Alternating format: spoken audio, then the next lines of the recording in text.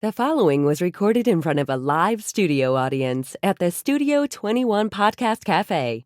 This is the United Podcast Network. The following program is closed captioned for the thinking impaired. By tomorrow, I will rule the world!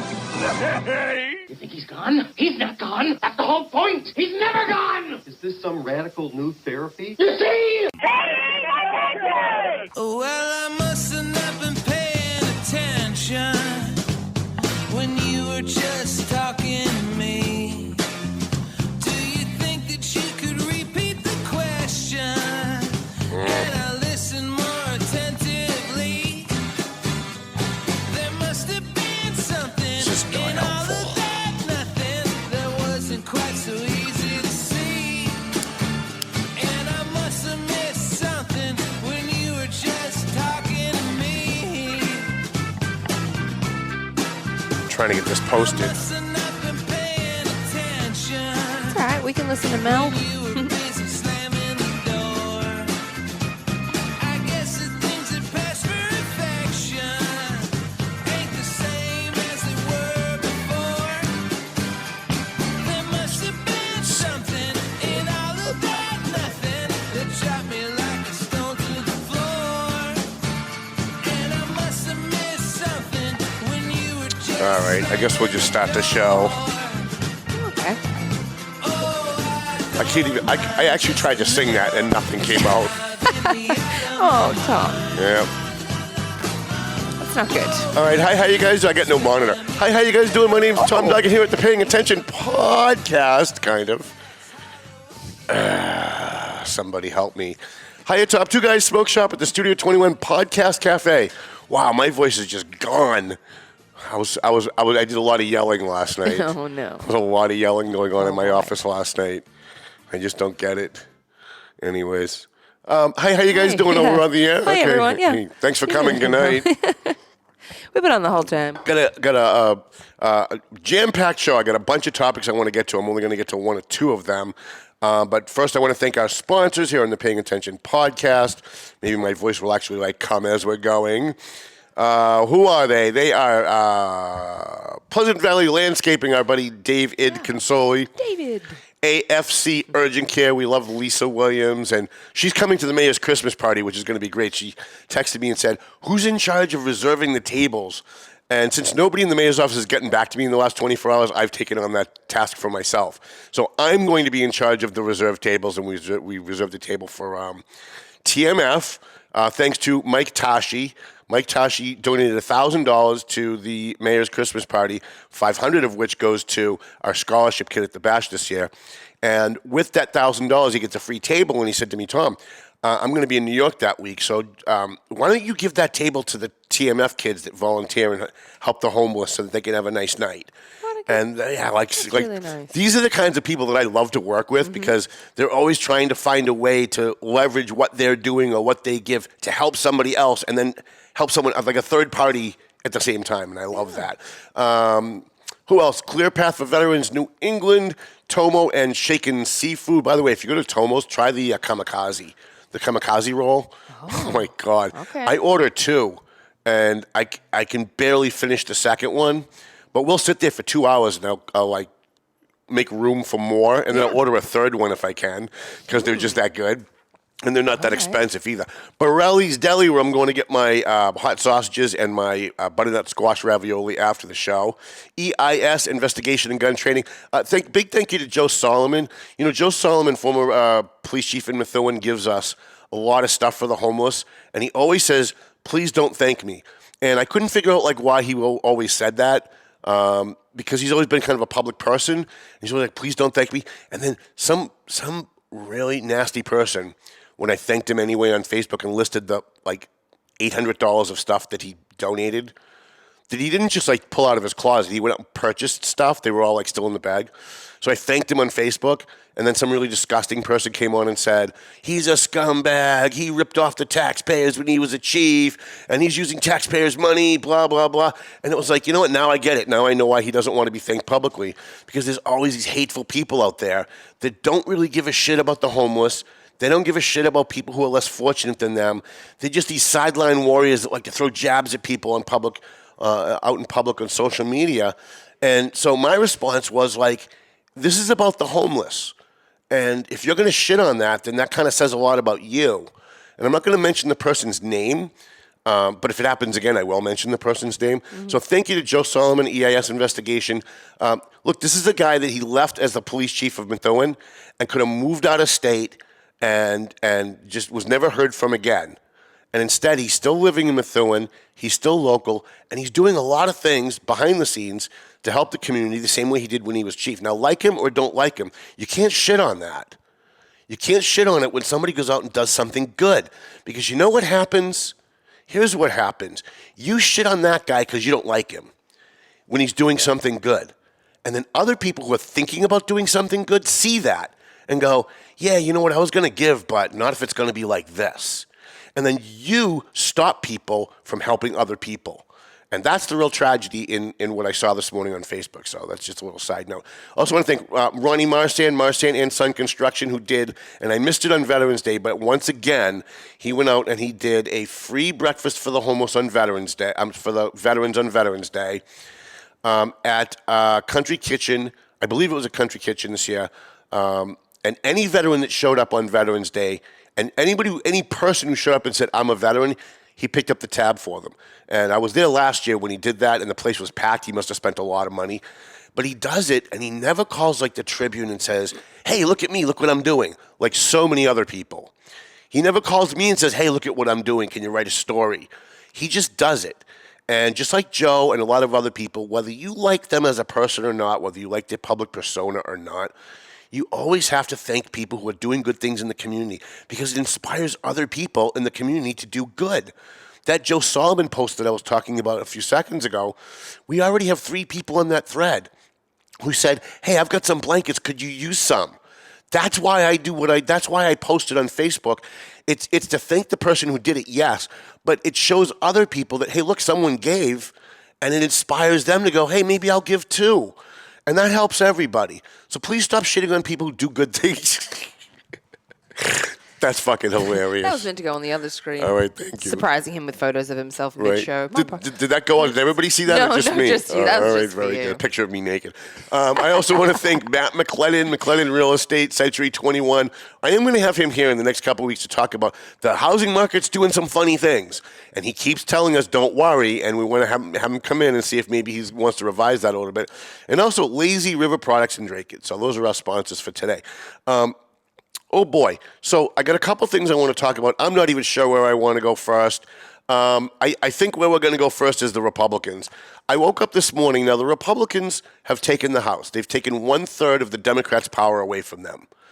Up until this election, the Democrats controlled the White House, the House of Representatives, and the Senate. Republicans took over the House of Representatives. The House of Representatives is in charge of money. Their job is to approve budgets, to approve spending. They do spending stuff. The Senate does other stuff we won't talk about today. So the Republicans took over the House, and during this campaign, and we talked about it a lot on this show, what did they campaign on? They campaigned on stopping the woke culture in our education. They campaigned on high gas prices. They campaigned on high grocery prices. They campaigned on the debacle at the border. That's why people voted for them, because that's what they campaigned on. But they haven't even taken power yet. They don't get sworn in until January. And I woke up this morning / this afternoon, because it was like 12:15 when I woke up. And what's the first thing that I see? It's a live press conference of the Republican leadership in the House, the people who just took over. Haven't even been sworn in yet. They're not even in power yet. And they're having a press conference. Is that press conference about our gas prices? No. Was that press conference about the debacle on the border and illegal immigration and the fact that 10 million people have come into this country in the last 2 years illegally? And we just keep processing them and letting them come? No, wasn't about that. Was it about how much you're paying for groceries at the grocery store? Nope, wasn't about that. You know what it was about? Hunter Biden's laptop. And you want to know why people don't vote for Republicans. You want to know why Republicans could have run the table this year and didn't. Because they get in, they campaign promising you one thing, And then the minute they achieve power, they rip the rug out from underneath you and they go to all the inside baseball bullshit. Now, I'm not saying Hunter Biden's laptop shouldn't be investigated. Of course it should be investigated. The guy's a criminal. The guy was doing business with China illegally. The guy was involved with human traffickers. There was all kinds of stuff. And by the way, not just him. There's a lot of evidence that it does go up to the president. However, that's not what you campaigned on. How about get in there and your first press conference be about us, not about you? How about your first press conference be about the people you represent and not the inside baseball and getting revenge on the Democrats for what they, and rightfully so, like I agree, the Republicans have a right to be pissed off. For the last 4-6 years, we heard all kinds of ridiculous inside baseball bullshit from the Democrats. From Trump was a Russian spy, all this other stuff, all this inside baseball stuff that they care about. But you guys ran promising not to be that. You guys ran promising to put us first. And you're not even in yet. And your first priority is Hunter Biden? Embarrassing the president? There's no question they're going to impeach Joe Biden now. There's no question in my mind that by March or April of next year, there will be impeachment proceedings on Joe Biden. And maybe rightfully so. But can you do that later? Like, you got a full 2 years. Can you first spend the first couple of months trying to lower gas prices? Like, wouldn't that have been great if they had had a press conference this morning? That they're going to be meeting with the president and they're going to be putting forward some kind of legislation to help us with our grocery bills? Wouldn't that have been better? You build yourself a little credibility with the voters first. You put our priorities first and then go after Hunter Biden? But no, they can't help themselves. Both parties, they're creatures of Washington. They're creatures of the inside baseball. They only care about you at election time. They only care about you when you need something. And if you don't believe me, let me give you a little anecdote. Every single candidate that ran for office in the Merrimack Valley in a contested race came on this program over the last year. We did debates in at least 4 different races for state rep, 1 for state senate. And every single candidate, when they were here, when we were off record, when we were off the air, I said to and Chrissy will attest to this, I said to every single candidate, can you guys do us a favor? Can you please think of the public after the polls close?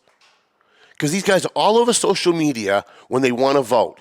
And then the minute the polls close, the second the polls close, they go dark on social media. And the rest of us spend election night going from Facebook page to Twitter page to LinkedIn page trying to find out who won. Because the minute they have your vote, they don't give a shit about you anymore. And we saw it at the local level because you know what, on election night, even though, and I counted, it was over 22 candidates that I said, on election night, can you please post if you won or you lost? Can you please, even if you don't post the actual numbers, can you at least post, hey, thank you to our supporters, we won tonight? Or, hey, thank you to everybody that supported us, but we fell a little short, but I appreciate your vote? Can you at least do that? Every single candidate, from Joe Finn to Pavel Payano to Eunice Ziegler, every single one of them. And on election night this year, do you know how many of those 22 candidates posted on Facebook or Twitter whether they won or they lost? 0. Not one of them. So this all goes back to what I started with the whole thing with them talking, the congressman talking about Hunter Biden today. The only time these politicians give a shit about you is when they want your vote. And that's it. And some of them seem like nice people. Some of them are even my friends. But I've got to tell you, they're single-focused on themselves. Every one of them. They're all self-centered, selfish bastards. All of them. All of them. Even my friends. Because even my friends that I said on election day, I went and I took pictures of them holding signs. I'm not going to mention names. I'm not going to embarrass people individually because it's about all of them, not an individual person. But I was at the North Andover High School, and I went to the Bruce School in Andover, and I also went to the high school in Haverhill and took pictures of candidates holding signs and said to them again on election day, hey, can you make sure you post your results tonight if you win or you lose? Tom, no problem, Tom. Tom, we got your back. And then on election night, I had to physically pick up the phone and call candidates and their campaign managers to try and find out who won. And if you followed me on election night, you'll know that some of those election results I didn't get from the candidates until after 11 o'clock, even though they knew at 8:30. So let's get back to Washington. It's the same dynamic. These congressmen, these Republicans ran. And again, I'm a conservative. I'm not anti-Republican even a little bit when it comes to policy. But the problem is they run on these policies that get people like me to want to vote for them and people like you to want to vote for them. And then when they get in, they're talking about Hunter Biden's laptop. They're talking about how they can screw the president instead of lowering our taxes. Or how about coming up with some kind of an education bill of rights to stop teachers from propagandizing in the classroom? How about having a bill to stop critical race theory, the racist theory that white kids should feel guilty for what happened long before they were born? How about stuff like that? How about, I don't know, something to do with making our police departments better? How about something like that? No, not the Republicans. And I love Jim Jordan, but not Jim Jordan. Jim Jordan's standing there this morning. His first priority is let's screw the president. Let's do to them what they did to us. And I understand that's human nature, but you're supposed to be better than that. You guys are supposed to be the leaders of this country. And we didn't elect you to go after Hunter Biden. I didn't hear one person running for Congress say that when they get elected, their first priority is to go after Hunter Biden. I didn't hear one. But boy, we found out real quick what their top priority really was, didn't we? Didn't we? It's a disgrace. By the way, the Democrats are 10 times worse. So if you're just tuning in and you've never actually heard the show before or seen the show before, and you think, oh, this guy must be a left-wing lunatic. No, I'm actually a right-wing lunatic. I'm further to the right than most conservatives that you know. But let's also call it like it is. Like, let's just be honest about what's really going on here. Because it's all this sleight of hand. And, it's kind of a slap in the face that they didn't even wait until they took power to talk about Hunter Biden's laptop. They didn't even pretend after winning this election that you're their number one priority. They pretended all the way up until the second polls closed. Just like the local candidates who told you anything you wanted to hear, including, yep, we'll post our election results on Facebook. They told you whatever you wanted to hear until the second the polls closed. And then they're in charge again, and screw the voters till we need another vote. Wow. Never in my life did I think I'd come in here and do a show like this when I started doing radio 30-something years ago, or even when I started this podcast some 5 years ago. Crazy. And while we're talking about elected officials that break their campaign promises and don't do what they say, let's come to a local level. Let's just make this the theme of the show. Now, most people know that I've got a little bit of a rift between me and Neil Perry. Rightfully so. I campaigned for the guy. I helped the guy. I introduced him to my network of people, which is like the greatest favor I could ever do for anybody because I've got a great network of people. And then he got in and he screwed us. He made a deal with Jim McCarty. Jim McCarty didn't want him coming on the show. And Jim McCarty went into his office, and I know this for a fact, with another counselor. I won't mention which Mike Samad that was. And walked into the mayor's office and said, we're voting against your budgets. We're voting against everything you want unless you stop doing Duggan's show. They leveraged the taxpayers to stop the mayor from doing a podcast because they don't like the podcast host. And they were going to hold the taxpayers hostage if the mayor didn't do what they wanted. So you know what the mayor did? Because he's Mr. Integrity, he capitulated. And he started his own podcast. And by the way, started his own newspaper too. Most people don't know that. And I haven't talked about it because I don't want anybody to read a stupid newspaper.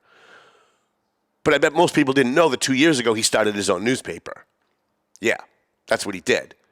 He fucked the Valley Patriot, he screwed me, he screwed you guys, and then he went out and he did it on his own. So most people know that Neil and I don't get along very well because of that. However, let's put all that aside for a second. He ran 3 years ago, and one of the reasons why I and a lot of people supported him 3 years ago was because he promised to stop the nepotism in City Hall. What's nepotism? Hiring someone's brother, hiring someone's son. You've got a friend that donated money to your campaign, so you give his wife a job. All that stuff was going on when Neil ran. And when he sat here and debated Jen Canaan, he threw that at her several times. That when I get elected, I'm not going to be hiring people's friends and family.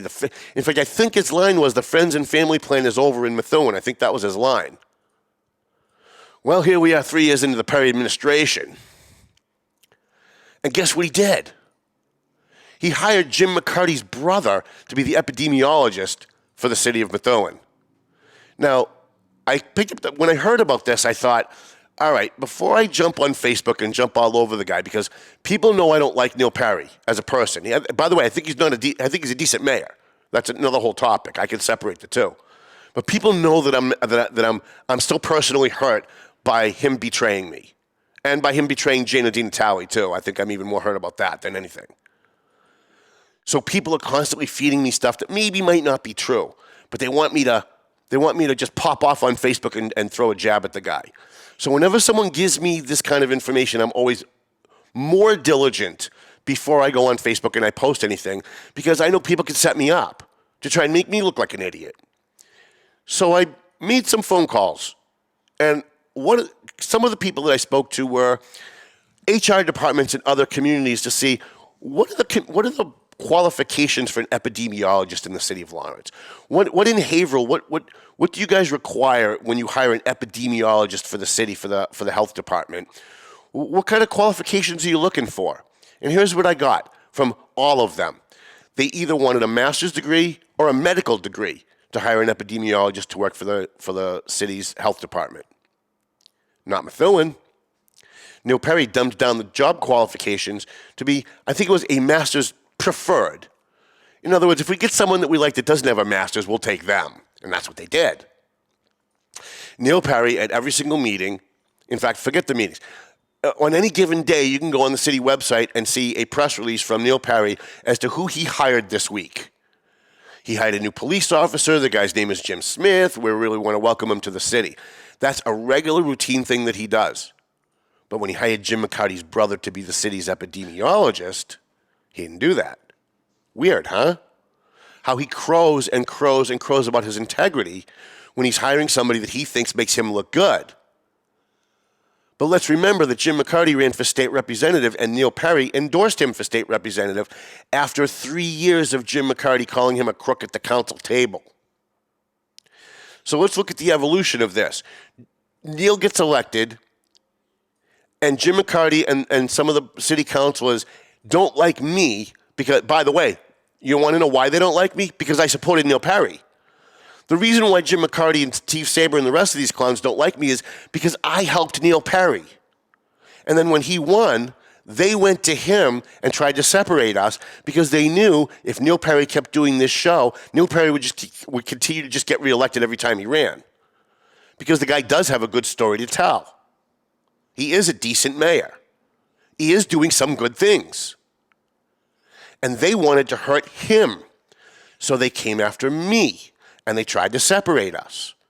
And I remember Jim McCarty sitting at meeting after meeting after meeting, calling him a liar, calling him dishonest, mocking his integrity. And I'd come in here and I would defend Neil Perry. Until they made a deal. And now all of a sudden, from almost the minute Neil stopped doing this show, Jim McCarty sat at that council table and kissed his ass. Carried his water on every major initiative. He made it look good once in a while. He'd vote against a stop sign or he'd vote against something stupid. But on the stuff that counted, he was there for Neil Perry. And to pay him back, Neil Perry endorsed Jim McCarty for state rep. Even showed up at his house to do a fundraiser at a barbecue. And I assume met his family. Just a few short weeks after Jim McCarty loses that election for state rep, Methuen Mayor Neil Perry hires City Councilor Jim McCarty's brother to work for the city. Now look, I've never met Jim McCarty's brother. That guy might be the nicest guy in the world. He might be like nothing like his brother. Listen, I have siblings that are nothing like me. You don't want to judge them based on the stupid shit that I do in my life, right? So it's not about who Patrick McCarty is. He might be a nice guy. And maybe he'll do a good job. But Mayor, you're the guy who campaigned, just like these Republicans. You're the guy that campaigned promising people to stop the nepotism.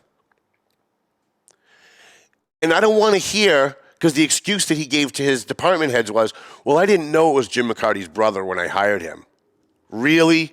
I mean, do you really think anybody believes that? Even people who like you don't believe that. And his other excuse is, well, I didn't do the interviews. I had other people interview him and then put his name up. But when you saw the name McCarty, you knew it was his brother. The buck either stops with you or it doesn't. So now he's running for re-election. And the people of Methuen, you guys are in a real sticky situation. You have to vote for the guy. Who else is there that can do the job? Certainly none of these city councilors, who, by the way, I called several city councilors when I found out that Neil Perry gave a job to Jim McCarty's brother.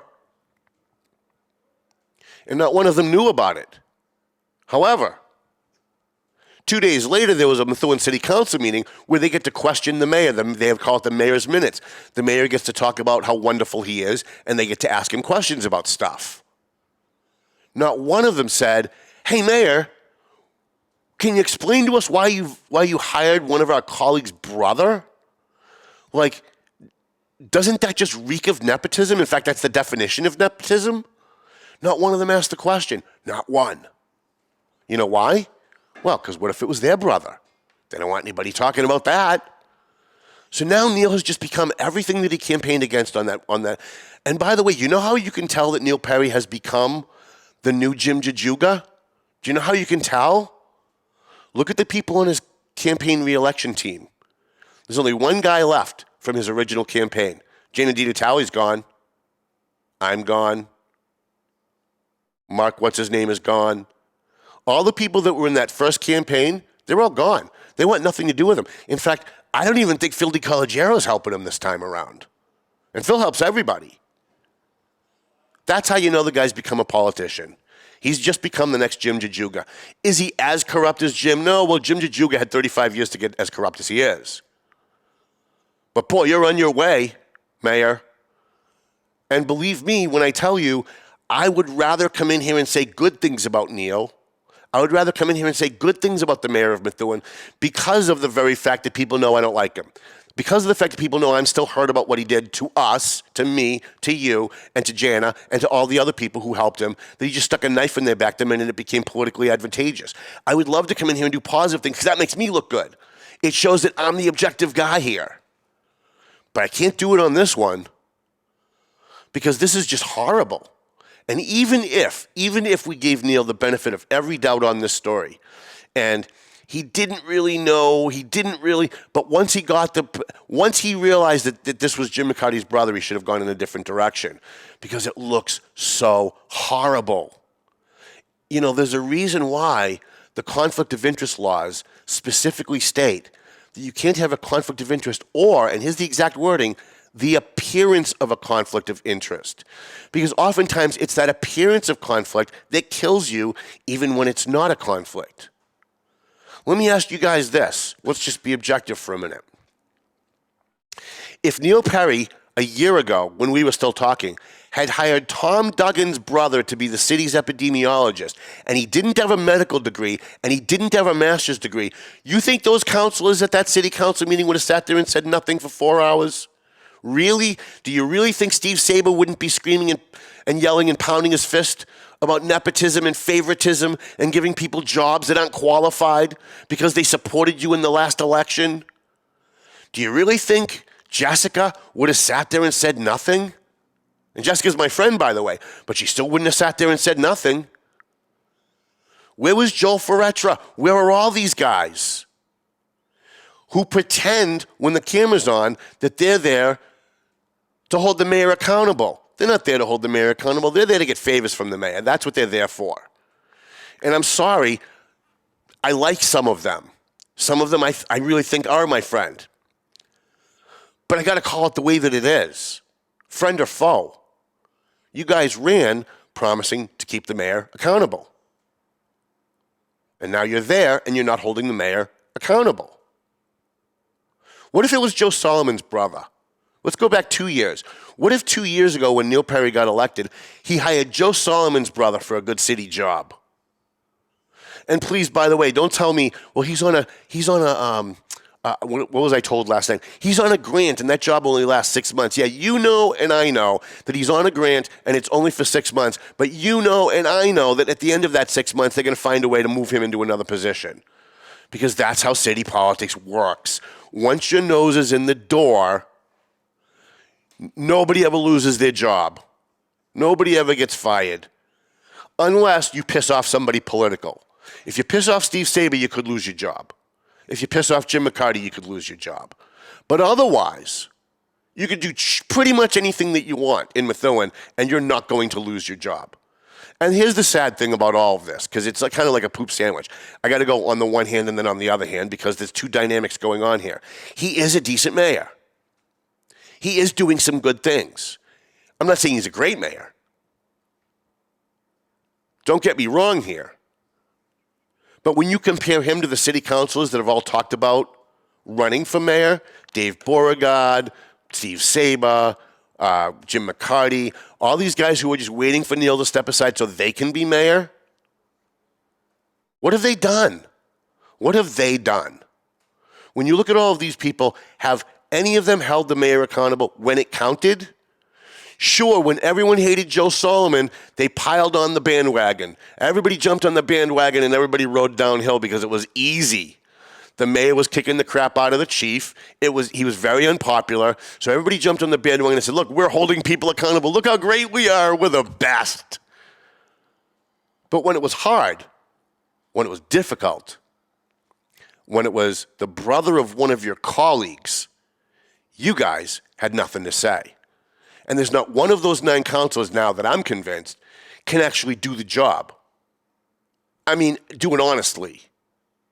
So you got a guy who's doing a decent job, who is now a politician and giving political jobs for favors, versus people that will only give political jobs for favors. So you got to vote for Neil Perry. I mean, unless somebody comes out of the woodwork that we don't know about, that's not part of all these shenanigans, you got to support Neil Perry. Like, what else do you have? It's the lesser of the two evils. And please don't get sucked in by his personality. He's very good at making you think he's a nice guy. He's not a nice guy. He's actually kind of a despicable human being. But he's done some great things with the budget. He's increased the bond rating for the city of Methuen. He's done some great things by mainstreaming some of the city departments. Yes, he has his shortcomings. We talk about them all the time. But he's not a bad mayor. He's just not a great mayor. And compared to what we have on the farm team looking at taking his job when he leaves, he might as well run for re-election and you might as well vote for him. Because unless somebody comes out of the woodwork, you're going to go from him to Dave Beauregard? I mean, please. What did Dave Beauregard, by the way, nice kid, but what did he have to say about any of this? Not a thing. He's council president. You would think the council president would have something to say about somebody on his board getting their brother a job. And by the way, here's why that's wrong. It's not just wrong because it's the guy's brother. Because I've seen in Lawrence and in Haverhill and in Methuen in the past, somebody on a city council gets a family member a job, and then 6 months later they want to vote against something the mayor wants, and all of a sudden a whisper campaign starts that guy's brother's job might be in jeopardy. And you know what happens next? That councilor that wanted to vote against the mayor's proposal becomes the champion of the proposal because he doesn't want his family member to lose their job, rightfully so. Which is why it's unethical and maybe illegal. I don't know if it's illegal. I don't think it's illegal, but it sure as hell should be illegal if you're the mayor to hire a city council's immediate family member when that council is voting on all of your proposals. That's why it's illegal, or that's why it's unethical. And it should be illegal if it's not. By the way, you know what else is not illegal? I did a 1-year investigation on Judy Scannell when she was a superintendent. And she and the police chief in Lawrence at the time, who was not Roy Vask, but the police chief in Lawrence at the time and Judy Scannell, I was seeing them at all of these mayor's functions. So I go to Lawrence, and the chief in Lawrence at the time was at a function for the mayor at the time, which was Dan Rivera. And I go over to the chief and go, look, I'm not trying to break your balls here, but you can't be here. He signs your contract. You're at a political fundraiser to help him get reelected, and he signs your contract. It's a conflict of interest. And I used to say the same thing to Judy Scannell, who was the superintendent in Methuen, who would show up at fundraisers for school board members who voted on her contract. And I would say to her, Judy, you can't be here. It's a conflict of interest. And every time I did, they would tell me what I wanted to hear, and then I'd see them at the next fundraiser, and they didn't seem to care. So finally, I called the Office of Campaign and Political Finance. I called the Secretary of State's office and said, let me pick your brain for a minute. I'm a reporter. I work for the Valley Patriot. I've got a superintendent and a police chief and a couple of other department heads, a fire chief, who go to political functions and make donations to the mayor of their community or a superintendent to the school committee that votes on their contract. And when I was on the school board in Lawrence, that was a conflict of interest. Superintendent couldn't come to my fundraiser and give me a check. I'm going to vote on his job. So can you tell, am I wrong about this? Is this illegal? Here's what they told me. Here's the dirty little secret. It's not illegal. It used to be illegal. The legislature changed it. So now it's legal to buy jobs. How about that? Now it's legal to buy a promotion. How about that? So if I'm the DPW director in Haverhill, I'm just throwing this out. I don't know who the DPW director in Haverhill is, but I'm trying to keep this away from you guys thinking I'm talking about any specific person, because I'm not. I'm talking overall. I'm talking big picture. If I'm the DPW director in Haverhill, if I'm the DPW director in Newton, and the mayor's coming up for re-election, and I know the mayor is not happy with me, but I show up at her fundraiser and I drop $1,000 donation and I buy 3 tables and I bring my family, how easy is it going to be for her to fire me when she wins? It's going to be real hard, isn't it? Or maybe I'm looking for a promotion. Maybe I'm looking for a better job. So I show up at the mayor's fundraiser, and I drop $1,000, and I bring my family, and each of them drop $1,000 too. How easy is it gonna be to say no to me when I go for that promotion? It's now legal in Massachusetts to buy jobs. How about that? I bet you guys didn't know that. I bet you the legislature didn't send out a press release when they changed that law. So when I talk about Jim McCarty getting this job, I'm not saying that the mayor broke the law. It should be against the law. But the dirty little secret is the legislature have dumbed down the laws so badly that now buying jobs is legal. So Jim McCarty can show up at the mayor's fundraiser last night and drop a check into a basket to thank him for hiring his brother, and there's nothing anybody can do about it. How about that? Isn't that interesting? Wow.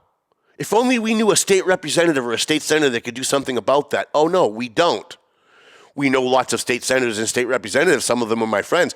But the last part of what I said was that we'll do something about that. They won't do anything about it. You know why? Because all of their friends are getting jobs. They're all sucking off the tit of government. So now you've got Jim McCarty's stepfather works for the DPW. He's the head electrician or something. His uncle is on the fire department, and now his brother is the city's epidemiologist, and Councilor Steve Saber's son works for DPW as well. But there's no nepotism in Methuen. Just ask Neil Perry. He'll tell you. He'll give you every excuse in the world. Well, I didn't do the interview. He really was the best guy for a job. It's only a 6-month job. Tom, it's on a grant. It's only a 6-month job. It's no big deal. I'm so tired of hearing politicians tell me that when they do something wrong, it's no big deal. I'm tired of it being dismissed, whether it's Neil or anyone else. If Brian DePina pulled this shit, and he's my friend and I'm running a Christmas party for him, I'd come in here and I'd tell you about it. And I'd be calling city councils, asking them if they were okay with it. If Brian DePina turned around tomorrow and hired Mark LaPlante's brother to work in City Hall for a job that he's not qualified for, and if you think for a minute that I wouldn't talk about that, then you have not been paying attention. Because I absolutely would. I would first call the mayor and say, what are you doing? I would first quietly get him on the phone and tell him you need to fix this before I have to talk about it, because that's what I do for my friends. I try to help them get ahead of things. I certainly would have called Neil if he would have ever taken my call, if we were still friends, when I found out about the McCarty thing and said, hey, you need to get ahead of this. You need to find a way around this. If you want to help the kid, there's other ways to do it, but don't do it like this. It's going to make you look bad.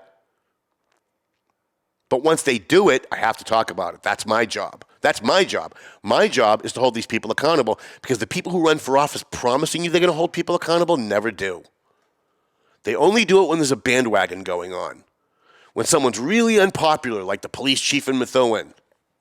Or at one point in Lawrence, it was, I can't remember the guy's name. The guy was the personnel director, Frank Bonet, the personnel director in Lawrence. When he became really unpopular, it was real easy for people to jump on the bandwagon and go, look, we're holding people accountable. But when it counts, they don't. When it counts, they only care about themselves. And they're not going to say anything about their colleagues getting jobs for their families because they don't want anybody talking about them when they help to get their friend and family a job. So I guess that's the end of the show today. Time's up here, right? And what did I tell you at the beginning of the show? I had a throwaway topic just in case. As you were speaking, I deleted that from the notes. Today we are not talking about Elon Musk. Right, we never get to the throwaway topic. We never get That's there. okay. Because the 40 minutes just goes by so fast. You can roll up, Melvin. I want to thank Chrissy, my producer. Oh, you're welcome. I love your voice. Do you know that when I go back and I listen to the show, I only listen to the parts where you talk and that's it? There's not a lot of that, though. No, there isn't. It's like the very beginning and the very end. Maybe we should start a new segment. Chrissy's turn to talk. Yeah, let's give you like something that you can like want to show. You could just like bring up like a topic or something. You could even give me a topic. Like if you give me like a little news story, I could read it out for you at the start of every show. That would be so great. Just give me one of the stories from the paper, and I can like just quickly today's headlines. Right, and I'll read that for you. See, we could do that. That'd be great. See, then this show really would be for my own edification. Because right now I do it for you guys. I don't really do it for me. I do it for you. But if we do that, then it would really, I'd be coming in for me at this point. You'd never hear me say, why am I here ever again? Because you'd know I was doing it. Then you'd know why I was here. I love you so much. Oh, yeah, I better roll up Mel, right? Yeah, roll up Mel. I want to thank, who are we thanking? I have no idea. Do they even want to be thanked after today's show? They probably don't want to be thanked at this point. We can do it. Wait, we could do this in my voice. We would like to thank Pleasant Valley Landscaping, Dave Id Consoli. Yes. Great friend of the show. Yes. We want to thank Lisa Williams, AFC Urgent Care. Yes. I'm doing this without a script, people, to sound like. Lazy River Products. Yes. We also want to thank Borelli's, where Tom is probably going after the show to get his special hot sausage and the butternut squash ravioli. That's correct. I'm getting good at this. Yes, you are. EIS Gun... Investigation and gun training. I was so close. Investigation and gun training. Matt. Our buddy Matt. McLennan Real Estate. Oh. Century 21. All right, you finish it then. And who did we leave out? I think we got everybody, right? We got everyone? And a free shout out to JG's Ice Cream. I knew I was going to do that. I'm like, wait. We really like those guys. I don't know if I'm approved to give out free shout-outs, no, I wasn't going to do it. And plug, what are you doing this weekend? Plug yourself. Tomorrow night, there's still tickets available. If y'all want to come out and see a great show in Drake-It at Lindsay's, you have to go to, eventbrite.com. The Adagio Big Band Sinatra Spectacular Night. I'll be singing along with 3 other amazing vocalists. It's a great night. You have dinner and dancing. I believe it starts at about 7 o'clock. So, yeah, go on Eventbrite. Look up Adagio, Adagio. Or even, I think, if you type in Sinatra Spectacular, it'll come up. But it's sure to be a great night. We have like a 16-piece big band. It's awesome. I'm very excited. Do you sing as sexy as you talk? Apparently so. Apparently better. I may have to be there then. The word smoky, they said you have this smoke on your voice when you sing. And I was like, all right. I go for that old jazzy style. So Very sexy voice. Look, I talked all the way through. Mel started singing again. I know. Well, that's what I've got going on anyway. All right. Well, listen, sounds like Melvin Taylor says you got to go home. Yeah, he did that before. So go home already. All right, let's go. The views and opinions expressed by the hosts, guests, or callers of this program do not necessarily reflect the opinions of the Studio 21 Podcast Cafe, the United Podcast Network, its partners, or affiliates.